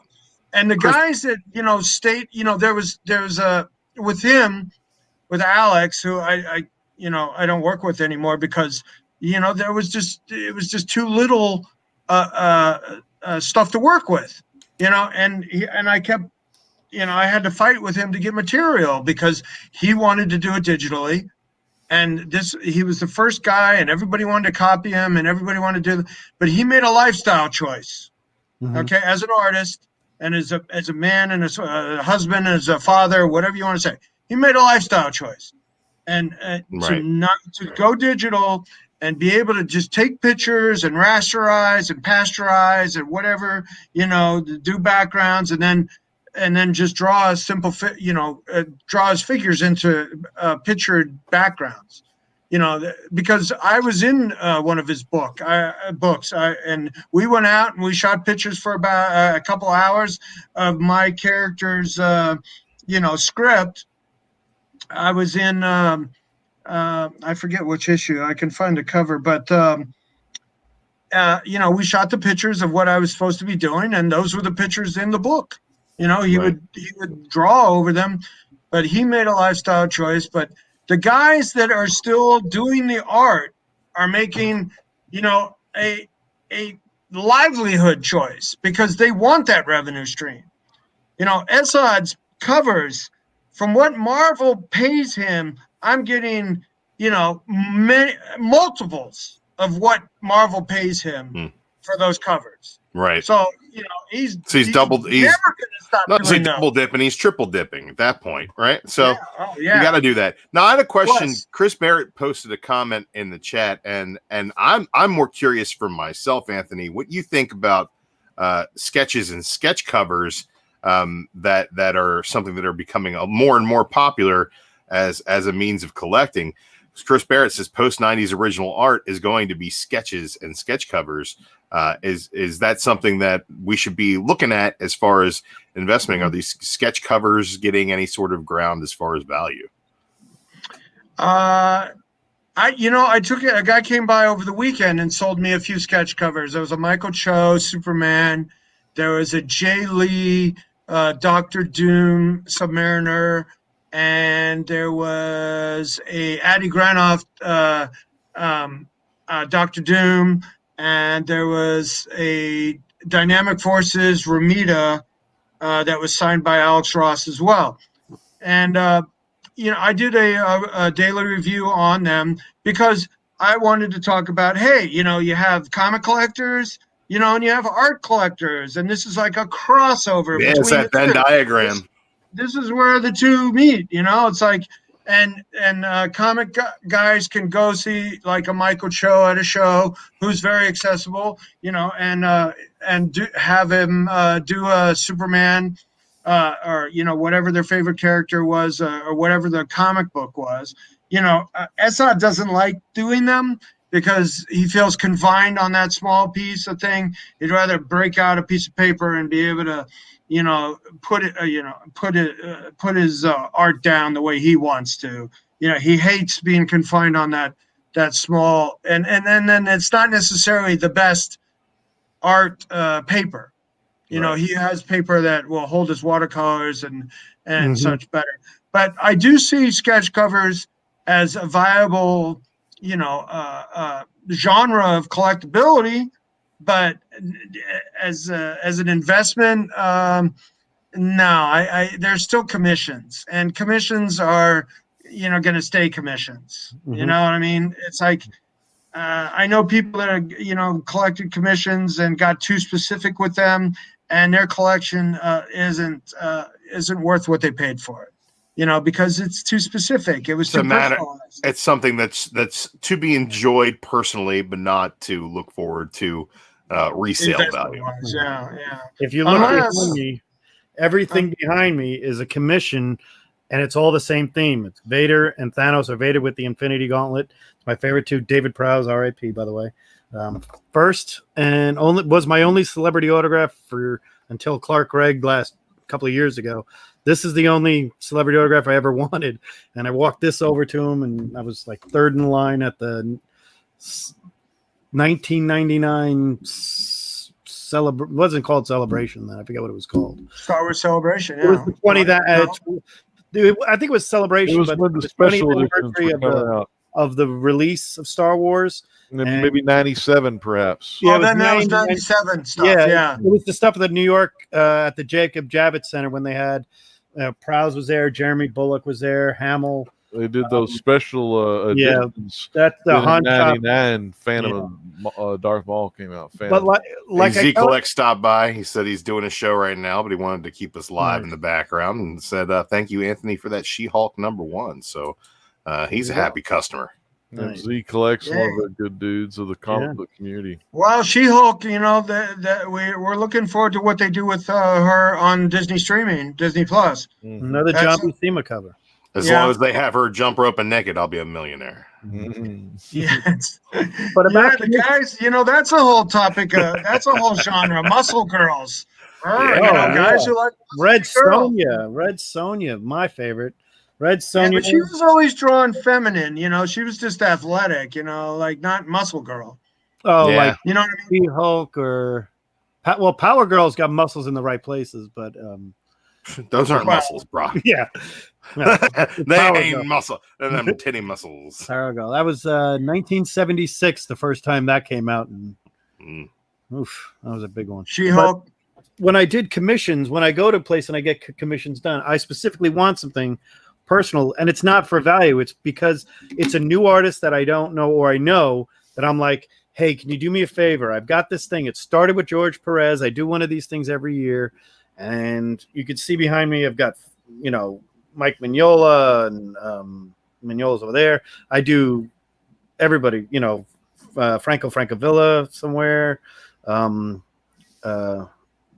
Nguyen over there, Frank Cho somewhere. I think Frank Cho. What are you doing the twist? But I've always done this, and I've always said I buy original art. When I buy original art, not commission, it's because it's one of a kind. And I tell people, one of a kind. I own it. This page from this book, I got, you know, this page from this book, my favorite characters, my favorite artists, kind of combine the two of them, you know, and it's always been a hunt, and I keep doing this. And I think that's the most important thing for yourself is collect what you love, like we say. But when you do original art, do it because you love it. Don't, if it's, buy the cover for investment if you think. There's a few out, you know, but I wouldn't, and no offense to the guy who spent $300,000 on a Jim Lee, I could have probably bought 6 or so rights and covers for that, you know, at the time. Yeah, You know? pick out the characters you like. I mean, make sure it's something you want because you're putting some good money down. So you don't want to get caught with your pants down and have some characters that you're not really into. So make sure you get the good stuff. And one of those places you can get the good stuff is Anthony's comicbookart.com. Scrolling across the bottom of the screen right there. Thank you. This was the issue that I was in with Malev, Daredevil 47. Nice. I got if that you look run. at- If you look in this issue, the guy, it was so long ago, I was wearing a New Jersey Nets hat because I used to go to the Nets games out in Jersey here. But I played a collector. I was doing collections for the Kingpin. So, Nice. you know, so I was an entrepreneur there in the comics too. Typecasting. Old fist there. When Golden Age art has, I've seen a few pieces resurface again here and there. The one artist I never see is Jack Kamen. Never see any of his original work. And where I think we used to see it. It all dried up, and I found out why. And Anthony, is this confirmed that his son, who invented his son bought it back. the Segway scooter, bought all his dad's original art, used to go to cons and look for guys like Anthony and the other It was guys. easy to get around those cons on those Segways. Yeah.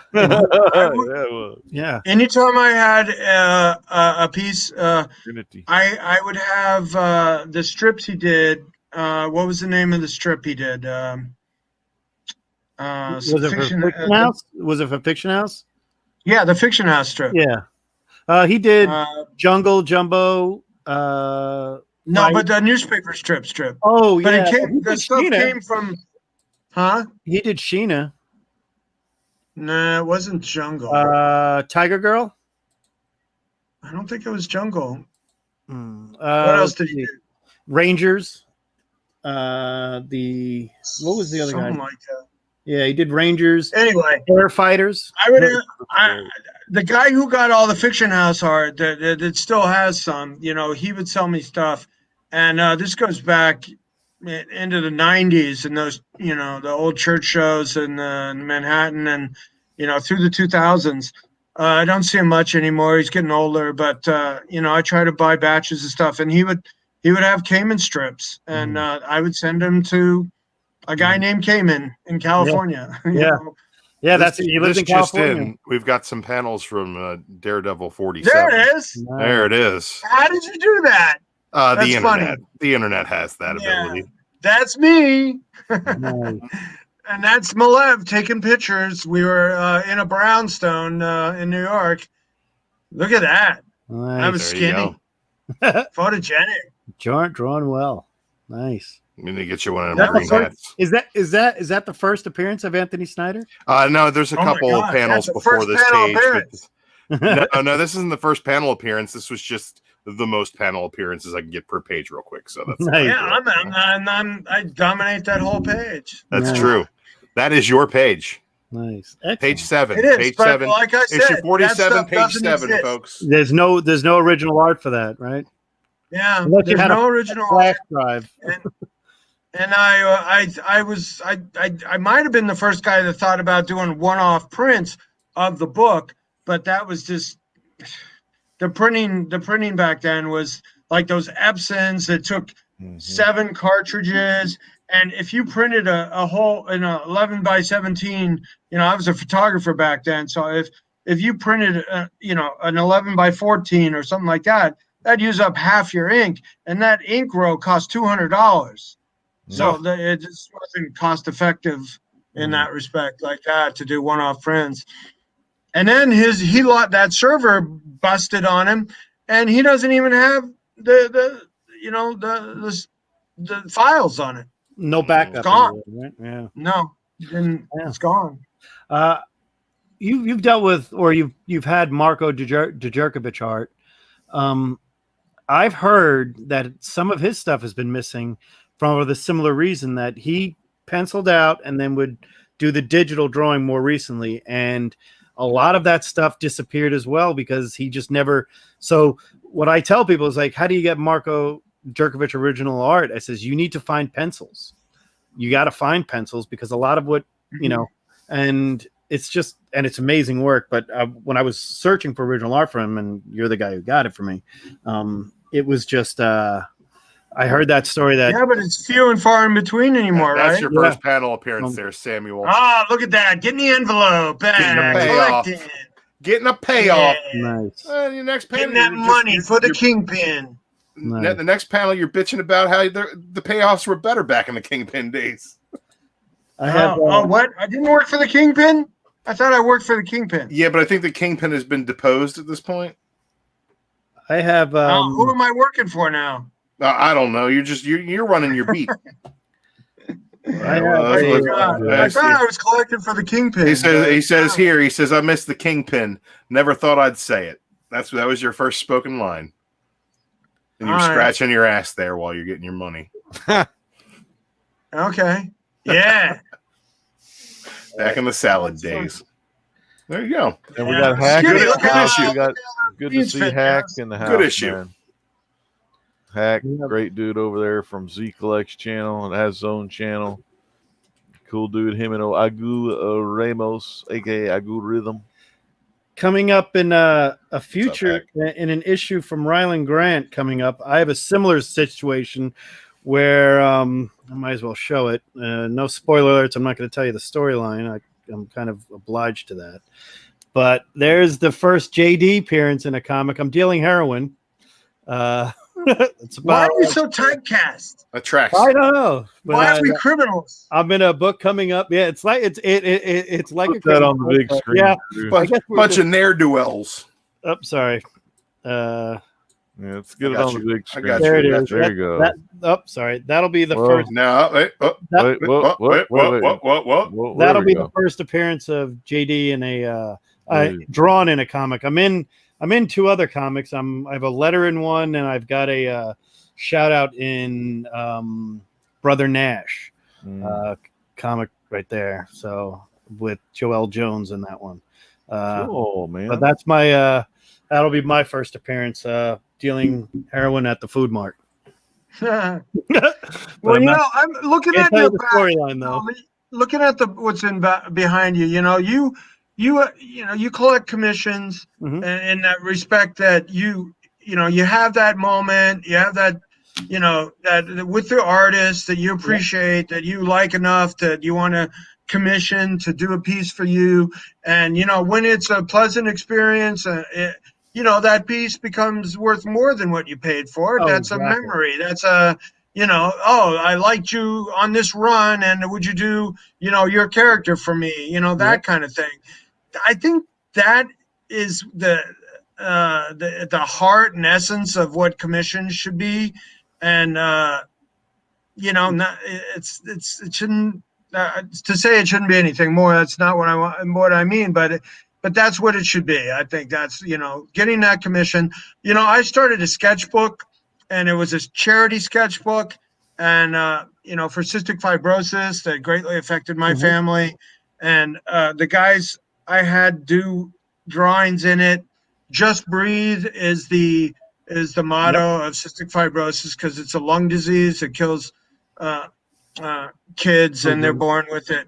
And my parents lost 3 children to cystic fibrosis. Mhm. And I was fortunate that I was born healthy, so I thank God every day for that. But somebody stole it, Ugh. and it's been missing for 2 years. So Fucking I'm thief, looking man. forward to somebody that surfacing and me getting it back, because like Herb Trimpe did a piece for me, Wow. in Never there. get that again, He's man. gone, and Dave Hoover did a Mhm. piece for me. He was a really super nice guy, and died too early. He had a congenital heart defect, and he passed away. Paul. And there was a couple other guys that have passed away that I had do pieces in there, and that's irreplaceable. And it breaks my heart that, it's still missing. And, I hope that I can get it back someday. One of the charities I work with here is the cystic fibrosis, and I met it's a guy who played for the Giants who went to Boston College. He did it. I forget his name. He was a linebacker. He had cystic fibrosis, and he raises a lot of money for cystic fibrosis. He had a daughter. Remember, I was a linebacker. He was on the most recent championship teams. Right there. I got a picture of him. It had to be a white guy because it's only in Caucasians. That's true. A white linebacker. Yeah, he went to Boston College. We talked about that. I was in a charity thing here in town, and we brought him in. Well, Boomer Esiason is Boomer's the the one who national brought us chairman. there, From his son, Boomer has CF, but he's doing well. I mean, my brother lived to be 28. That was kind of like the max age that kids that were born in the 50s lived. I had a little sister that passed away at, very young. Is one of my earliest memories. But that's I try not to talk about it. It just bums me out too much. But Well, You know- if any of our watchers or listeners want to make up for the loss of that project, they can go donate at the link I dropped in the chat there. Fight CF at cff.org. That is the Cystic Fibrosis Foundation's website. So you can donate Maybe Yeah, directly. thank you. You're awesome. I appreciate that. I think we're Yeah. gonna do something with them. So That's how you sketchbook, produce a what show, I was gentlemen. gonna do with it, I was going to put it together in a sketchbook and then sell the art and donate it to the CF Foundation. Mhm. But I don't have it. One of the things you brought up about commissions is I actually go to each person exactly like you said, and I go to them and I say, here's the original drawing done by George Perez 15 years ago. Have fun with whatever you want to do, any concept you want to do with Vader and Thanos in any way. So I've gotten mock-up covers of Silver Surfer 4 done and Journey in Misery 183. The great California Blend, one of the great young artists of today, did this hysterical one where Vader snapped himself away. I thought this was hysterical. She did a great job. That was done this past year in California Blend. That's Instagram. fun. Yeah, exactly. But it's a perfect example of being too specific and you Yeah. having to live with it. Yeah, and I love every piece. I mean, I'm the only one with. I mean, I got too many of it. I mean, my favorite piece Makes I it have easy to done- buy a gift for, though. It's like he's got Oh, yeah. 18,000 of the same goddamn thing. So And up there is one of my designs. I had a guy says, "Look, I want the Sistine Chapel," and he did it where Vader is reaching out with the finger as God to right there, Thanos, and with him is like Imperial probe droids and everything else. That's one of my favorite pieces. I'll bring that down. Classic, dude. Yeah, So this- classic. But this is I've been in the Sistine Chapel, actually. have fun with it. That's the whole idea. Is just have fun with it, and something like this, Oh, that's- one of a kind. That's fun to look at. Yeah, and everybody says, "Well, that's a great idea." I said, "Yeah," and a lot of times I get fortunate when some of the artists do it, where they make a print of it for themselves, and they get to sell the print. This actually sold a lot of print, and I get something like 10 cents per, because he's like, "You came up with it," and then like the only one that's not Vader Thanos oriented is an X-Men 141 cover with Vader holding back Leia in the bikini. I mean, with all the everybody else dead or captured except for Boba Fett. I'll show On you. the here. posters? Well, I did sketch. yeah, A lot of Are they on the? In this issue, everybody dies. That one. Yep. This is no, that's the one cover before. homage. My sketch cover homages. So you've got Silver Surfer Oh, 4. no, that's it. The middle one. The middle one is X-Men 141. Actually, Yeah. I'll put it on the big screen so people can see at home. And All the dead X-Men are on the posters. yep, yeah, and but- the first issue of Thor 126, and done by 3 different artists, and it was just something fun that we had. I just asked them to just have fun with it, and then I buy the blank covers, and they're reasonably priced. Almost everybody does it, and it's just, I don't know, for me it's me having fun with my hobby, That's awesome. Yeah. So I don't know exactly how many I have. My wife said just take a break. So it's one a year. I only get really one a year. Last year I got 2, but I usually try to get 1 per year. And 2020, I did get 1 from a guy. I got 3 this year. So next year, hopefully at a con, I'll get somebody to do 1. I know I want Greg Land is the one that I want to have done 1. So he's one of my. Well, you gotta hit him up to do it at home because he's not going to do something that complex at a show. Oh no, he's too busy at home. Like when I first got Simonson to do a Thor sketch cover. I mean, back then they didn't charge you either. I mean, Simonson was so nice and friendly. He was like $10 to the hero, and Perez was the exact same way. Starlin, all just $10 to the hero initiative, and I got Starlin do it. I had Perez do it, and Simonson just do a Thor for me because I'm like, I need you to do a Thor. My top 5 Thor artists right there. So actually number 2, but just great. And Who's number 1, JD? oh, it's Big John, of course. Big John Buscema, of course. Big John. It's got to be Big John. Absolutely. Shout out Well, Big John. I mean, his stuff that he penciled and inked himself is one of my favorite things to look at in this hobby business ever. I want you to, if you can find any of these, Anthony, pick them up and look at the interior work of Wanted Comics. These are from Orbit Publishing, 1952. There were 5 issues he did. He did the cover to cover. This is the first one where every page in it is him. And there's, back then they used to do letters to the comics and they read them. And everybody was saying, why don't you do any pre-code horror? And they said, no, we're a true crime store. We don't have any pre-code horror. But then they says, but I asked John to do whatever he wanted. So he did pre-code horror, has nothing to do with the story, but he did it anyway. And this was 1952. And look at that. I mean, it's amazing pencil work, artwork there. And I'd love to find original artwork from Wanted. This is from Orbit Publishing. It's some of the hardest, crappiest paper you could find. It makes Ajax Farrell look quality almost. It's just tough. But they didn't have a lot of money, but John did cover to cover on this stuff, and this is way before any. But you can even see the story, the great work of this, and I kind of look at this as some of the most underrated artwork of the Golden Age, and the crime stuff always adds the violence to it, and if you're into that, that's just crazy. I mean, who isn't into it? This guy's getting choked. Everybody's girlfriend has a murder podcast. This guy's getting whacked in the head. Yeah. Well, except for, Al Feldstein, we joked about it one time. Al Feldstein used to draw the women that dumped him getting choked. So his prom date is getting choked on one of his things. That's not the least bit problematic. Yeah. Well, I heard that. I asked if and Howard Chaykin said, yeah, that's a true story. I said, I heard the story from him that was a prom date of his, and he goes, it's the girl who left him at a prom is the one that's getting choked. Man. So I always thought that was a motivation for all that whole genre of it was guys that had resentment towards some beautiful girl that broke their heart, or in their life, and that's what I want to see happen to that bitch or whatever. But I don't know. Did you ever have the cover for this? I married a beautiful girl, honey. Did you hear that? No. Yeah, I love you, baby. But do you have the cover for this? This is Assad. I sold it. Actually, a guy took like 2 years to pay it off.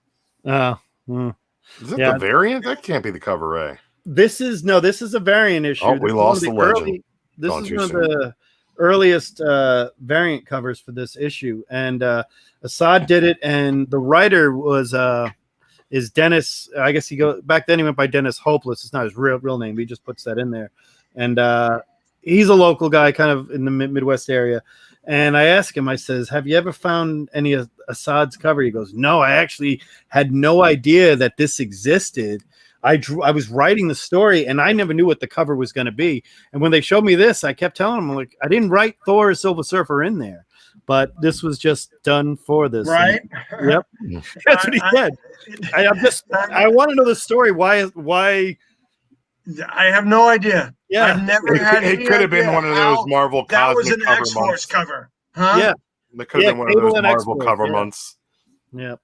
So It should have been an homage on Thor, 4. Silver Surfer 4. Right. And it was on X-Force. And I'm like, I remember the guy who ordered that. I was like, the X-Force. What is it? What do you mean the X-Force? And I had to look on my inventory to confirm what he was talking about. Yeah. And then that print you have is another kind of homage there of Silver Surfer 4 on the Rainbow Bridge. Oh yeah, that is right there in the Rainbow Bridge. And there's a new hot book now that Michael Sion Thor 9 is Silver Surfer's face. If you can see it, I think I'll bring it up here so you see it. And it's the reactionary. Now I have a commission I'm going to do with somebody, which I call it 1.5 seconds later after there, and it's Thor getting the surfboard right in the stomach and the hammer hitting Silver Surfer, and they're falling back together like that. I always want to know what happened, because that does not happen in the storyline. They're not that close in the storyline. The storyline is read the story if you want to read it. It's okay. It's not going to knock Stanley's writing on it. It's pretty good. It's pretty good. A pretty good storyline. I mean, it's not great, but it's pretty good. Yeah. If you like Silver Surfer stuff, I always say, You can read. This is the one you're talking about there, Chief, right? Yeah, that is Silver Surfer's view of Thor coming in, and that's the Rainbow Bridge. Is the yellow? Oh, that's cool. Yep. This is a hot book right now, and I thank God I pre-ordered it. And there's a new one now that is the sketch cover. Well, that's like the 1 in 10, right? Yeah, there's a new sketch Yeah. cover. There's a variant in there, and that'll be a hot piece when that comes out. There's a new T-shirt I just got in. Oh, nice. That's Yeah. pretty dope. All right, I From might have to Joe order that Sinnott one. commission. Joe Sinnott, yeah. Can Got you see it? It's Yep. Surfer with comic Yeah, art. put up there, yeah. I like that one. That's good. dope. Yep. Yep. So, Kirby. what size are you guys? I'll send you each a T-shirt. I'm that large. guy size. Yeah, I'm just large. Double XL. 2XL. on the Large. XL record. or 2XL, but 2XL, like, let me have some room in it. Like, Yeah. come on. Well, Let me be able to eat a pizza and then have Well- it still fit. nice. Well, we've been going on for almost an hour and Hour 45, JD. Hour 45. Pretty good. Anthony, anything you want to pitch or talk about before we head out? It looks like he's locked up right now.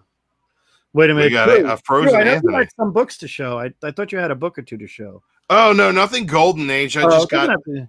I pick up my Wednesday pulls on Tuesday evening when the shop closes. And, Did and I any- was just bagging and boarding everything. What was the big book you want? Did you get the Batman Catwoman one?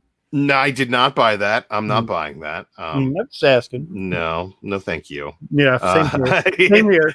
Yeah, I'm sure it's fantastic. I'm sure it's great. But no, I didn't buy that. Like, I'm only getting a couple of DC books now, Mhm. and the one that I'm most excited to read is actually the final issue of Tom Taylor's Suicide Squad run. So, Which I heard is somebody mentioned that when that comes out in trade paperback, you start should doing check it that, out, man. they're It's worth saying checking out. solid. They said it's solid. Yeah, you know what? Cat Ren Figures big Suicide Squad fan. Mhm. I am not a huge Suicide Squad fan. So we both kind of had adverse or differing reactions to the first issue, and she kind of dropped it, and I've been really loving it. She said it reads too much like a Marvel book, and I'm like, that's why it's so good. Marvel editing. Well, the thing, Marvel editors, they Yeah, are what they are. Tom Taylor does this thing where she like pretty much turns her back on the whole squad and builds in a new squad, and I dig it. So I mean, it's one of those things where you change up the whole team, and maybe it's something that loses some readers, maybe something brings new readers in. There's a great indie book called Copra, C-O-P-R-A, by Michael Fifi, which is pretty much the Suicide Squad, but the original version of the Suicide Squad, Right, but in a more different style. paramilitary. More paramilitary done, and it's done by a guy out of Brooklyn. He did it out of his own office in Brooklyn. I know I gave a copy to Alec Whitewell. See if the guy will send some more. But it's actually did I feel really like well. Copra is something I have a couple of issues of. Yeah, and it was pretty good. But we're going to be closing up shop here, Anthony. Is there anything you want to plug or anything? Oh yeah, sure. I'm running all orders on my website, my art website. Over $100. I put in a free piece of art, my choice, valued at $20 or more, and I also am including a holiday card with a special offer on your next order through the month, and that's going on until my birthday on January 1st. And I hope to give away a lot of art pieces. Great. Well, now I'm going to have to tell my wife to go on that website because she does. Yeah. It's 3 years in a row. Christmas time came and something from your Marvel Morphing, the Marvel. I mean, I have so many of them. Yeah. So many of them. Marvel Marketing Society. It's I'm the glad Your you remember. friend that you perfect sent me time of year. as a customer hit me up for some of my stuff in my office. That was Mary Marvel Marching Society. Original wants stuff, to- huh? Yeah, Mm, that's the stuff. When I get it, I don't like selling it. yeah. And he's next time he comes by, he's hitting me up for some other things that he asked about. I'm like, do you have? He asked me, like, this is very specific. Do you have a set of Marvel value stamps that are not pasted into the book? Yeah, I do actually. That's him. I mean, If you, but I'm getting if you jelly want jelly it, for him. Yeah. you're gonna have to pay me for it because that's in my office. And he's Yeah. like, do you have a Dell comic rack? He asked me about that. Yes, I do actually. Yeah, I have both versions. I actually have the metal version and the wooden version. the wooden version is that's what we talked about that. He said, "Do you think?" I said, "Give Anthony a call. I'm sure he's got one." I mean, you've shown me you've shown me a lot of the spinner racks. You have Generation 1 spinner rack, which I tell people it's not the one with the characters on it. It says "Hey Kids Comics." Hey Kids Comics, and it's actually got five and not 4. Right. It's very, very hard to find. And the five pocket or 5 sectional one. Yeah. You just don't never. You don't see them. I have one and I'm not going to part with that. Yeah. And actually a guy I recently picked up a wall unit one, against the wall one. Because he's had a comic book store in this area since the mid '80s, and he got one. He had one, and he had an extra one. I'm like, what do you want for it? And, I paid him for it, but I collect stuff like that. Yeah, I used to travel up. I used to go to your area, go up Route 17, and hit all the comic shops off of 4 and 17 through Paramus, and go up and around to Ramapo, and I'd look for any back. This is before you had. I'd have to do MapQuest, print it off, put it in my 88. Oh yeah, 88. Follow the directions. You had to printing out MapQuest on his rotary printer. He's got rip the little dots off the side. Okay, I got to turn here, and there's no GPS in an 88 Dodge Daytona anyway. So and I'd sit there, open up the hatchback, and I'd say, I'd go with an empty short box and say, let's start filling it up. Like, show me what you got. And I would just dump my paychecks on that. Back then I thought, the market's never going to turn around. We're going to be great forever. Boom. Market crash 1, market crash 2. But it's fun. I want to thank everybody for joining us. Thank you all for being a friend. Check out Anthony's Comic Book Art. Check out John Suntress's Word Balloon. Check out Drew Manchu. Drew, what do you got coming up? I'm going to be playing a lot of video games in my basement. I'm working on right now for Christmas. One of the things is we need to get me a gaming chair where I can put my HOTAS, which is the throttle and hands-on throttle and stick there, and I can play the virtual reality. Look, you can put your hands on your throttle and stick in any kind of chair you want. JD. Exactly. Well, now so I get working backwards to the 40-year-old virgin. I have to now because it's the virtual reality Star Wars Squadron. Waited my whole life to fly an X-Wing. Now I get to fly an X-Wing. And everybody's, the joke is people like, what was the first time you ever flying an X-Wing? And they show their games. I'm like, you're all children. And I show the Atari 1983 game. I'm like, that's how I learned to fly. And I'm with a group of over 40 guys who bought this thing. And too bad the kids don't have the money because they're like, how do I find a hands on the throttle? They're going for way too much money, but I've had one for a while. So going to be doing that myself. I will be on a show. Are you streaming any of that content? You need to be streaming you flying. I have to learn how to do it. I have to learn how to do that. I don't have that. I want to hear you bitching about the Empire when you get fragged in that game. I want to hear. I want to hear you in full character. Anthony. He puts that helmet on, and all of a sudden he's like, "Red Leader standing by," and he's in character. And I want to hear that audio. I'm kind of more like Porkins, but a lot of times there's this one player who has killed me more than anybody else. It's called Pilot Error. I don't know who he is, but he's really good. He's really good. Takes me out every time. Name. Top Gun. He's the Top Gun. Thank you guys all for being here. Thank you all for being a friend. Thanks, Anthony. Always a pleasure. Yeah, check out Anthony's website, guys. It's the perfect time of year. You all know you nerds are hard to shop for. Tell your loved ones, check out anthonyscomicbookart.com and get you something there. Yeah, we got a full staff to deal with spouses that don't know what to get, and we'll point them in the right direction. We do that every year. We're happy to do that. Thanks again, guys. Check out Anthony's site. Check out John Suntress Word Balloon, and enjoy. Okay.